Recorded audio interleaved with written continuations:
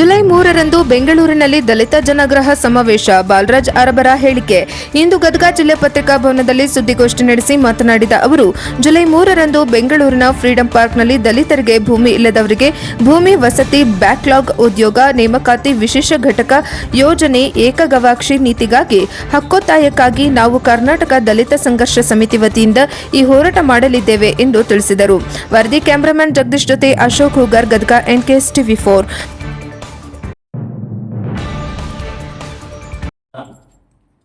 ಮಿತ್ರರಿಗೆ ಇವತ್ತು ನಮ್ಮೊಂದಿಗೆ ಈ ಒಂದು ಪತ್ರಿಕಾಗೋಷ್ಠಿಯಲ್ಲಿ ನಮ್ಮೊಂದಿಗೆ ಇರ್ತಕ್ಕಂಥ ಸನ್ಮಾನ್ಯ ಶ್ರೀ ಸತೀಶ್ ಪಾಚಿಸ್ ಅವರು ನಮ್ಮೊಂದಿಗಿದ್ದಾರೆ.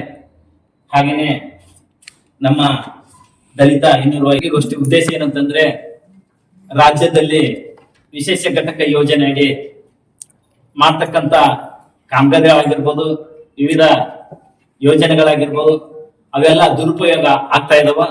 ಆ ಹಿನ್ನೆಲೆಯಲ್ಲಿ ನಮ್ಮ ರಾಜ್ಯ ಸಂಚಾಲಕರಾಗಿರ್ತಕ್ಕಂಥ ಸನ್ಮಾನ್ಯ ಮಾವಳ್ಳಿ ಶಂಕರ್ ಅವರ ನಾಯಕತ್ವದಲ್ಲಿ ದಲಿತ ಜನಾಗ್ರಹ ಸಮಾವೇಶ ಅಂತೇಳಿ ಅನ್ಕೊಂಡಿದ್ದಾರೆ. ಆ ಹಿನ್ನೆಲೆಯಲ್ಲಿ ನಾವು ಇವತ್ತು ಗದಗ ಜಿಲ್ಲೆಯಲ್ಲಿ ಏನು ಬೆಂಗಳೂರು ಚಲೋ ಈ ಜನಾಗ್ರಹ ಸಮಾವೇಶಕ್ಕೆ ಚಲೋ ಬೆಂಗಳೂರು ಅಂತೇಳಿ ಈ ಒಂದು ಕಾರ್ಯಕ್ರಮ ಉದ್ದೇಶಿಸಿ ಪತ್ರಿಕಾಗೋಷ್ಠಿ ಕರೆದಿದ್ದೇವೆ. ಈ ಪತ್ರಿಕಾಗೋಷ್ಠಿಯನ್ನು ಉದ್ದೇಶಿಸಿ ನಮ್ಮ ಹಿರಿಯ ನಾಯಕರಾಗಿರ್ತಕ್ಕಂಥ ಉಜ್ಜಲ್ ಸರ್ ಅವರು ಮಾತನಾಡ್ತಾರೆ. ವಂದನೆಗಳನ್ನ ಸಲ್ಲಿಸ್ತಾ, ಈಗ ತಾನೇ ನಮ್ಮ ಜಿಲ್ಲಾ ಸಂಚಾಲಕರು ಹೇಳಿದಂತೆ ದಿನಾಂಕ 3 ಜುಲೈ 2026ರಂದು ಶುಕ್ರವಾರ ಬೆಂಗಳೂರಿನಲ್ಲಿ ದಲಿತ ಜನಾಗ್ರಹ ಸಮಾವೇಶವನ್ನ ನಮ್ಮ ರಾಜ್ಯ ಸಮಿತಿ ಹಮ್ಮಿಕೊಳ್ಳಲಾಗಿದೆ.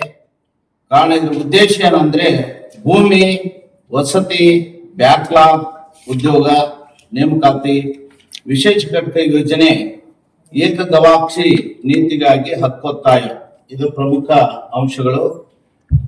ಈ ಒಳಗಾಗಿ ನಮ್ಮ ಕರ್ನಾಟಕದ ಅಂಬೇಡ್ಕರ್ ಎಂದೇ ಖ್ಯಾತಿಯನ್ನು ಹೊಂದಿರತಕ್ಕಂಥ ಪ್ರೊಫೆಸರ್ ಬಿ ಕೃಷ್ಣಪ್ಪರು 1970ರ ದಶಕದಲ್ಲಿ ಭದ್ರಾವತಿ ಕಾಲೇಜಿನಲ್ಲಿ ಪ್ರಿನ್ಸಿಪಾಲ್ರಾಗಿ ಸೇವೆಯನ್ನು ಸಲ್ಲಿಸುವಂತ ಸಂದರ್ಭದಲ್ಲಿ ಮೇಲೆ ಆಗ್ತಕ್ಕಂಥ ಅನ್ಯಾಯ, ಅತ್ಯಾಚಾರ, ದೌರ್ಜನ್ಯಗಳನ್ನ ಖಂಡಿಸಿ ಅವರು ಪ್ರಪ್ರಥಮವಾಗಿ ನ್ಯಾಯಕ್ಕಾಗಿ ಒತ್ತಾಯಿಸಿ ಭದ್ರಾವತಿಯಲ್ಲಿ ಪೊಲೀಸ್ ಸ್ಟೇಷನ್ ಮೊರೆ ಹೋಗ್ತಾರೆ.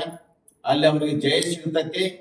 ಆಮೇಲೆ ಅನೇಕ ದಲಿತರು ಆ ಭಾಗದಲ್ಲಿ ಭೂಮಿಯನ್ನ ಸಾಗುವಳಿ ಮಾಡಿರ್ತಾರೆ.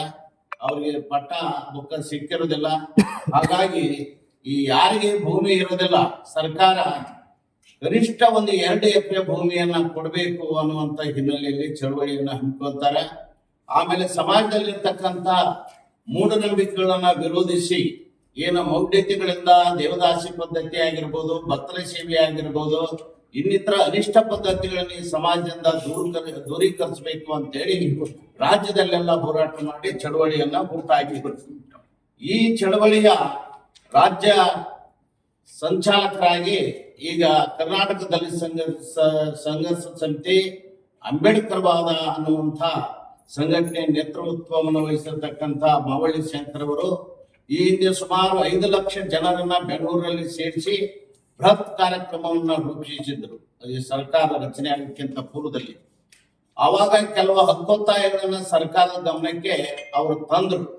ಕೆಲವೊಂದು ಯೋಜನೆಗಳ ಸರ್ಕಾರ ಕೈಗೆತ್ಕೊಂಡು, ಉದಾಹರಣೆ ವಸತಿ ಶಾಲೆ ಅಂತೇಳಿ ನಮ್ಮ ಬೇಡಿಕೆ ಆಗಿತ್ತು. ಹೆಂಡ ಬೇಡ ಕಂಡ ಬೇಡ, ವಸತಿ ಶಾಲೆ ಬೇಕು ಅಂತ ಹೇಳಿ ನಾವು ಎಲ್ಲೆಲ್ಲಿ ಸರಾಯದ ಅಂಗಡಿಗಳು, ಎಲ್ಲೆಲ್ಲಿ ಬ್ರಾಂಡಿ ಅಂಗಡಿಗಳು ಇರ್ತಾವೋ ಅಲ್ಲಿ ಹೋಗಿ ಗೋಡಿ ಬರಿತಿದ್ವಿ ನಾವು.